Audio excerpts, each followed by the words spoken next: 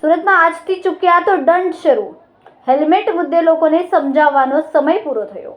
આજથી પોલીસ દ્વારા શિક્ષાત્મક કાર્યવાહી શરૂ. 300 અધિકારી, 3000 કર્મચારી તૈનાત રહેશે. 772 સીસીટીવી કેમેરા અને ડ્રોનથી વોચ રખશે. હેલ્મેટ નહીં પહેરનારા ટુ વ્હીલર ચાલકોને 500 રૂપિયા દંડ. 5 વખત પકડાય એટલે લાયસન્સ રદ થશે. હેલ્મેટ નહીં પહેરનારાઓ સામે કાર્યવાહી પહેલા પોલીસ કમિશનરે રેલી યોજીને અનેકવિધ જનજાગૃતિ કાર્યક્રમો પણ યોજ્યા હતા. સુરત શહેરમાં આજથી હેલ્મેટ ફરજિયાત બની ગયું છે અને ટ્રાફિક પોલીસ હવે માત્ર રોડ પર જ નહીં પણ આકાશમાંથી પણ નજર રાખી રહી છે.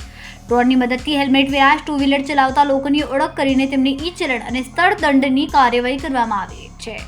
772 સીસીટીવી કેમેરા અને ડ્રોન દેખાવથી લોકો સંતાઈ ગયા. સવારથી શહેરના મોટા જંકશન પર ટ્રાફિક પોલીસની ડ્રોન વિંગ એક્ટિવ થઈ. જેમાં જ ડ્રોન ઉડાવાયો કે હેલ્મેટ વિના ચાલકો તરત જ સિગ્નલ પાછળ સંતાઈ ગયા. કેટલાક લોકોએ આગળ ઉભેલા વાહનોની પાછળ છુપાઈ જવાનો પ્રયાસ કર્યો. કેટલાક લોકો રિક્ષા અને ટ્રકોની બાજુમાં ચાલવા લાગ્યા અને કેટલાક તો ચશ્મા કે મફલર પહેરી લીધા અને ડ્રોન તેમને ઓળખી ન શકે. પરંતુ ટ્રાફિક પોલીસની ટીમો તુરંત જ એક્શન મોડમાં આવીને આ લોકોના નંબર પ્લેટ સ્કેન કરીને ચલણ ફટકારી દીધા. ડ્રોન અને સીસીટીવીના આધારે એક દિવસમાં હજારો ઈ-ચલણ જનરેટ થયા. અનેક લોકો પોલીસ સમક્ષ જાતના બહાના લગાવતા દેખાયા. પરંતુ ટ્રાફિક પોલીસના વન નેશન વન ચલણ એપમાં આટલા બધા બહાના ચલાવવા જેમ નહોતા. 5 થી વધુ ઈ-ચલણ થઈ ગયા હોય તો લાયસન્સ સીધું સસ્પેન્ડ થઈ જશે.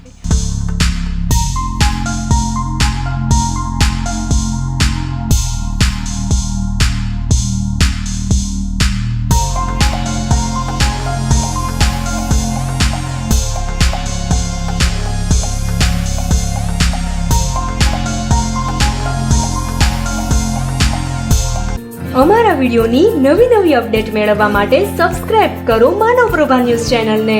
બેલ આઇકન ક્લિક કરો લેટેસ્ટ વિડીયો સૌથી પહેલા મેળવવા માટે.